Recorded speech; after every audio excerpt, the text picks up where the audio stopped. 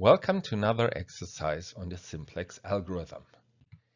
In this exercise, we're going to use the simplex algorithm to calculate the optimal solution to the following linear problem. Here we have a maximization problem with this objective function. So we can see that we have two decision variables, x1 and x2.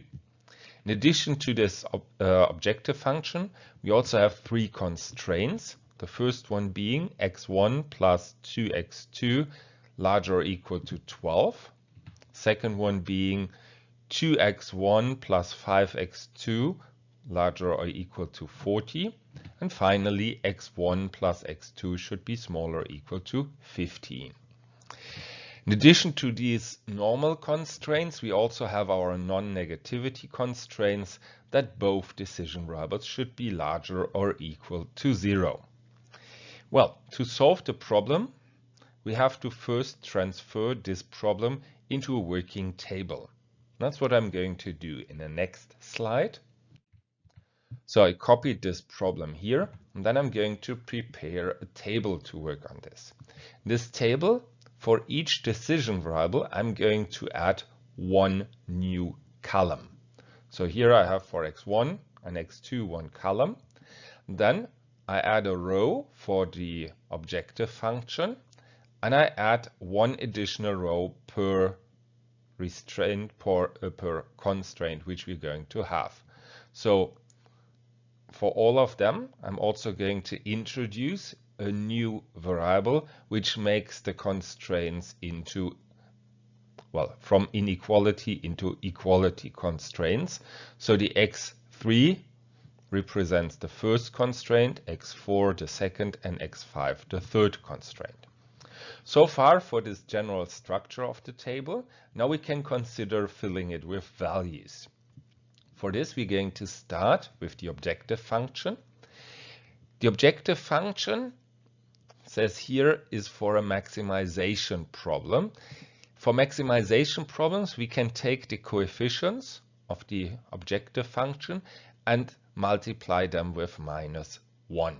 So we're going to go with -5 and -20 for the coefficients. That's why here we have -5 and -20. Since x1 and x2 are situated up here, those values up here have a starting value of 0. So we're going to insert x1 equal to 0, x2 equal to 0, giving us an objective function value of 0 with the initial solution. That's this part here. So far for the objective function. Now to consider the three constraints. With the three constraints, we have to assure that they all read as smaller or equal to. Well, this is already fulfilled by the third one, but not by the first and second. So we have to adjust those two first. How to change them that they fulfill the requirement of having here a smaller or equal to sign? Well, we can just multiply both inequalities with -1, which will turn around the inequality sign. So multiplying this with -1 will change all the coefficients and the right side values as well. So here we would get -1, -2, -12, -2, -5, -40. With this in the back of our head, we can then go copy our new coefficients into this table. So for x1, we will have -1, -2, and since this is already in the way it's supposed to be, 1 here. So -1 for this, -2 for this, and 1 for this. For the x2 values, we have here -2, -5, plus 1. So -2, -5, plus 1. And on the right-hand side, those I had to change, -12, -40, plus 15. These values here. Well, so we have our starting table. Now we have to check whether our starting solution is actually feasible. For this, we're going to have a look here at those values, and they need to be either 0 or positive for the solution to be feasible. Well, here we see first two do not fulfill this requirement, so we have to do something with regards to feasibility. How do we approach this problem? Well, we're going to select the largest, absolutely largest negative value, so here the minus 40, and the respective row will become pivot row. So x4 will be pivot row. Then we're going to select one of the negative values in this row. So here we could select minus 2 or minus 5. Which of those two we select for pivot element depends on two possible outcomes. First, we can check, is there a positive value here in the objective function row? Well, since there is not, both values again are as good as the others. To select finally which one to take, we're going to divide the value up here by this value by this value, and then select as a row, as a column, the one where the result is the largest. So here we have 2.5, 5 divided by 2, 2.5, and 20 divided by 5 is 4. So 4 is larger than 2.5. That's why the x2 column will become pivot column. Well, pivot column, pivot row gives us pivot element minus 5. So we're going to transform this table by working with the pivot element minus 5. For the recalculation, first we're going to switch the variables in pivot row and column, so x2 and x4. And then for the pivot element, we're going to calculate 1 divided by the pivot element, giving us here minus 0.2. For all the other values in the pivot row, we're going to divide them by the pivot element, so by minus 5, giving us here 0.4 and here 8. Then, for everything in the pivot column, we're going to divide this by minus the pivot element. So minus minus cancel each other out, so we have plus 5. So we divide each of these values by 5, giving us here minus 4, minus 0.4, and down here 0.2. Well, we have calculated the new values for those ones here, but there are still those two, this one, those two, and that one, which we have to calculate as well. For all these other values, we're going to use some kind of rectangle scheme. What do I mean with this? Well, if I want to recalculate the minus 5, I'm going to take this minus 5 as one corner of a rectangle and the pivot element as the opposing corner. So the respective rectangle would be those parts here. Value to be changed, pivot element, and the other two corners. And then for the recalculation, I'm going to take the value I want to change minus those two values multiplied with each other divided by the pivot element. So in this case, I'm going to work with minus 5 minus 20 times minus 2 divided by minus 5. Well, this is minus, minus, minus, minus, 4 minuses. They will cancel each other out. So we'll actually have plus. So minus 5 plus 40 divided by 5. So minus 5 plus 8 gives 3. The same approach we're going to use with all the other values. So here for the minus 1, we will have this rectangle going to calculate minus 1 minus minus 2 times minus 2 divided by minus 5, giving us here minus 0.2. For this one down here, this is our rectangle. So we're going with 1 minus minus 2 times 1 divided by minus 5, giving us 1, 2, 3 minuses. 2 cancel each other out. 1 remains, so 1 minus 2 fifths. Well, 1 minus 2 fifths, we remain 3 fifths or 0.6.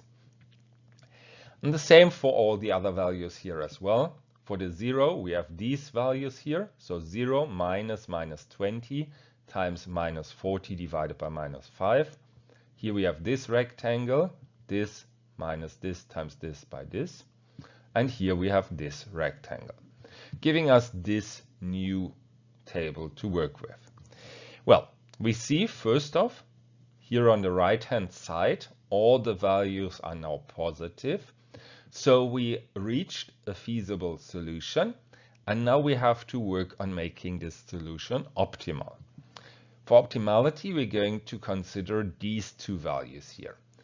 If both values in the objective function row become positive, then we arrived at our optimal solution. Well, this value already is positive, so nothing to do with regard to that column. Here it's still negative, so we choose this column as the new pivot column.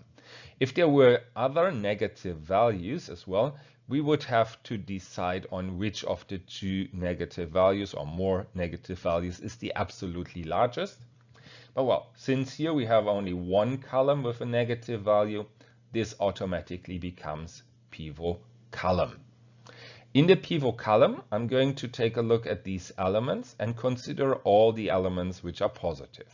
Well, this leaves me little choice here, so I only have 0.2. Well, since I cannot choose anything else, x5 will automatically become pivot row, and 0.2 will automatically become pivot element. So with this pivot element, I'm going to do my new recalculation, and I'm going to do this on the next slide. So here, this is the original we had before. Then I'm going to go with the recalculation. First, x5 and x4 will exchange places. And then, for the pivot element, I'm going to go with 1 divided by the pivot element, giving me this 5. For everything in the pivot row, I will divide by pivot element. Well, division by 0.2 is the same as multiplication with 5. So I can multiply this with 5 and that with 5, giving me 3 and 35.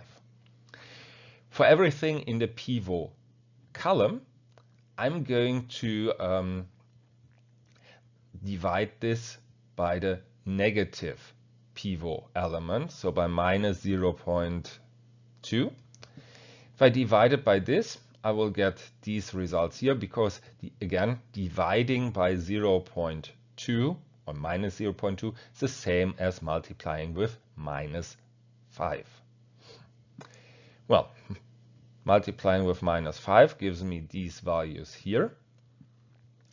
And then I can continue again with all the other values. So I'm still missing these 3 and these 3. Now I will start with the value up here for the simple reason, because this one I have already. This is positive. So if this value also will become positive, then I know I have arrived at the optimal solution, and I do not have to calculate the values inside here anymore. Well, for this value, I have this rectangle, and I'm going to calculate 3 minus 4 times 0.6 divided by 0.2. In other words, minus minus cancel each other out, so 3 plus this times this divided by this, which will be 12. So 3 plus 12 gives me 15. This value is positive, this value is positive, so I arrived at the optimal solution and actually do not have to calculate these values here. So do not recalculate those. Well, I have done this in either case. So for this one, I have that rectangle. For that one, I have that rectangle. But what I still would have to do is calculate for this one, the new value here, and for that one. For the 8, I have this rectangle. So 8 minus 0.2 times 7 divided by 0.2. Minus minus gives plus. these two cancel each other out, so I have 8 plus 7, 15. For the 160, I have 160 minus this times this divided by this. So since I have minus minus again, I have 4 times 7 divided by this is the same as times 5. So this gives 140, and 160 plus 140 gives 300. So then I can also calculate this one if I want to, with working on this rectangle, but again I would not need this necessarily. Well, I have all the values I need, and as I said before, the values up here will have a value of 0. The values here have the values on the right hand side. So my optimal solution would be x1 is 0, x2 is 15, and both taken together will result in an objective function value of 300. And well, that then already concludes this exercise, so I hope you enjoyed. I say goodbye and see you next time.